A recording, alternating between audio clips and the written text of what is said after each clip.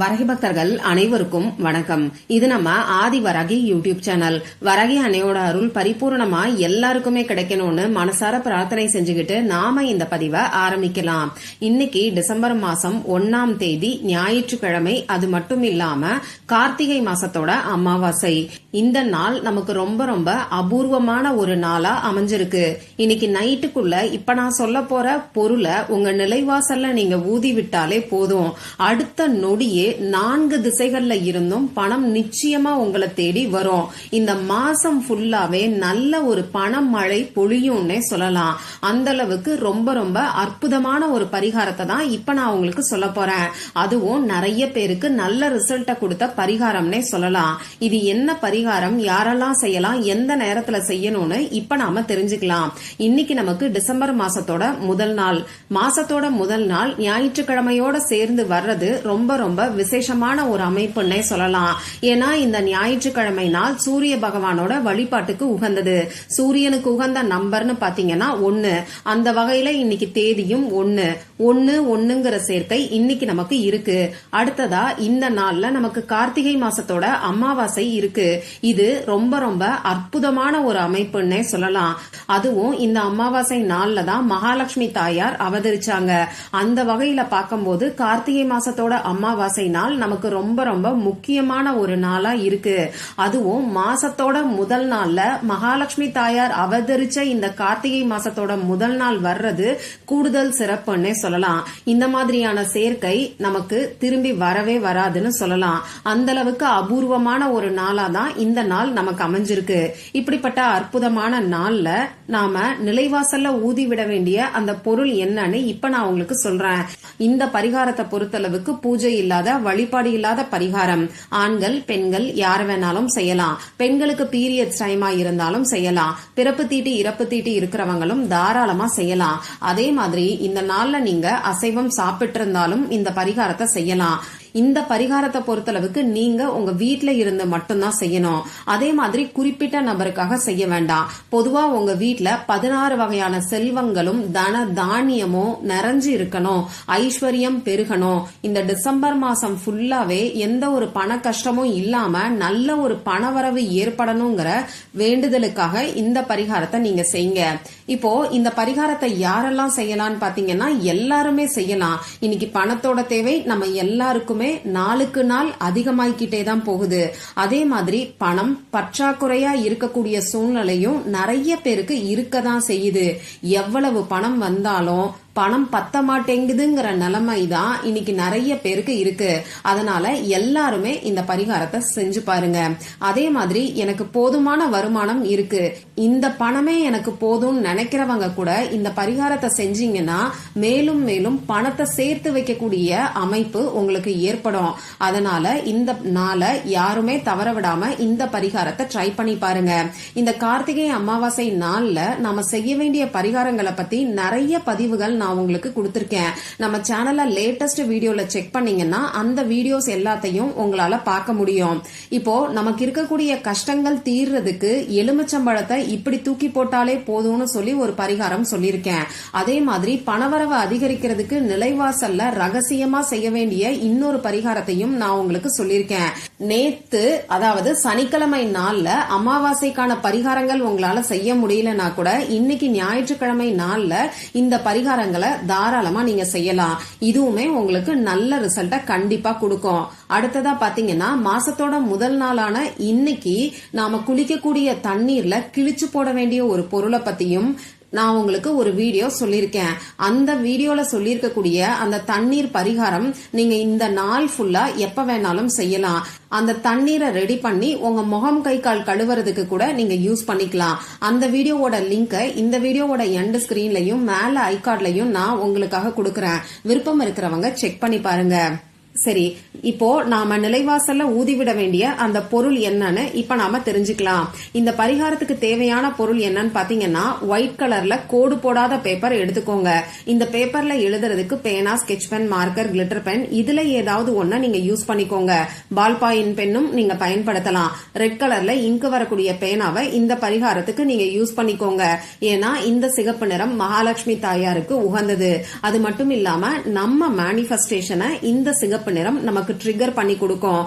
சரி, இப்போ அடுத்ததா தேவைப்படக்கூடிய பொருள் என்னன்னு பாத்தீங்கன்னா பட்டை பவுடர் நமக்கு தேவைப்படும். சினமன் பவுடர் இப்போ உங்களுக்கு சூப்பர் மார்க்கெட்லயே ரெடிமேடா பவுடராவே கிடைக்குது. அதை வாங்கி இந்த பரிகாரத்துக்கு நீங்க யூஸ் பண்ணிக்கலாம். உங்ககிட்ட ஏற்கனவே பட்டை பவுடர் இருக்குன்னா அரை ஸ்பூன் அளவுக்கு பட்டை பவுடரை இந்த பரிகாரத்துக்கு எடுத்துக்கோங்க. புதுசா வாங்கணுங்கிற அவசியம் கிடையாது.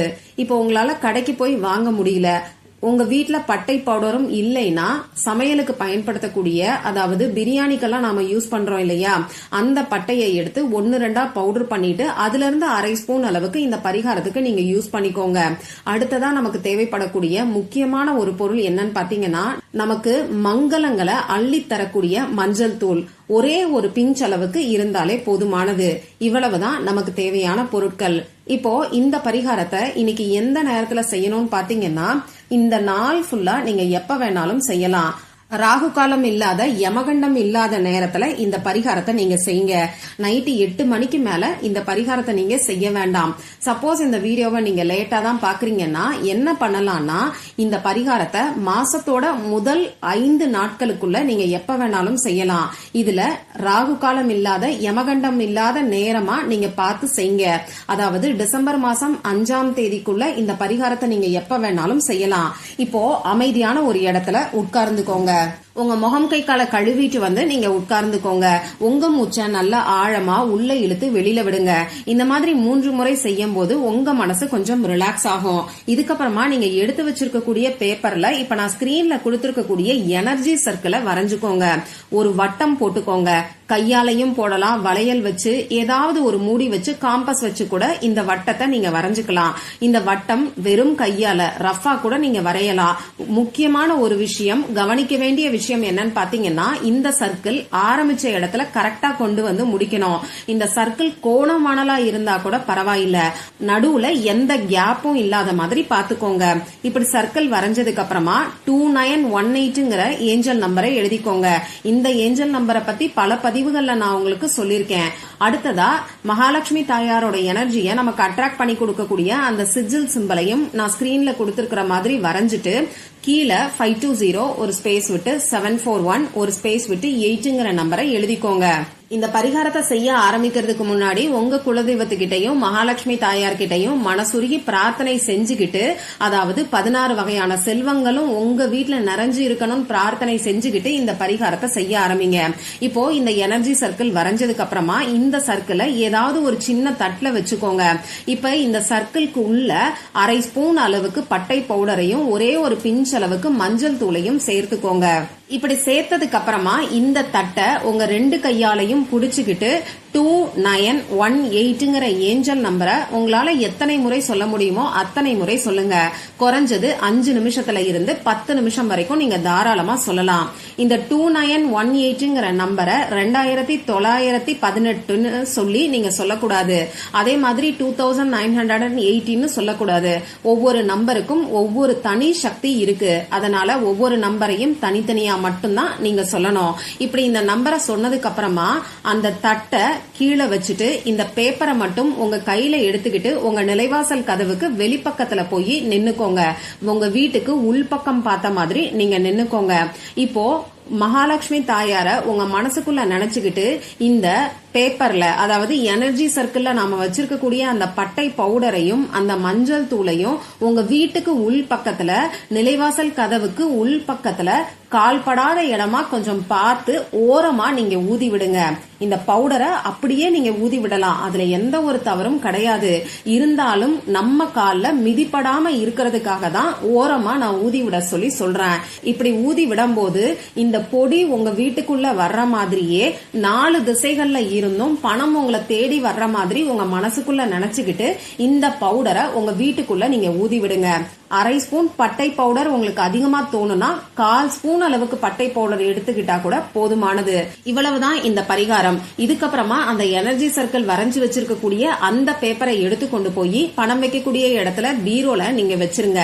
இந்த பேப்பர் அப்படியே இருக்கட்டும். தானா பேப்பர் டேமேஜ் ஆயிருச்சுன்னா மட்டும் இந்த பேப்பரை எடுத்து எரிச்சிருங்க. அப்படி இல்லைன்னா ஓடுகின்ற நீர்நிலைகள்ல இந்த பேப்பரை நீங்க விட்டுருங்க.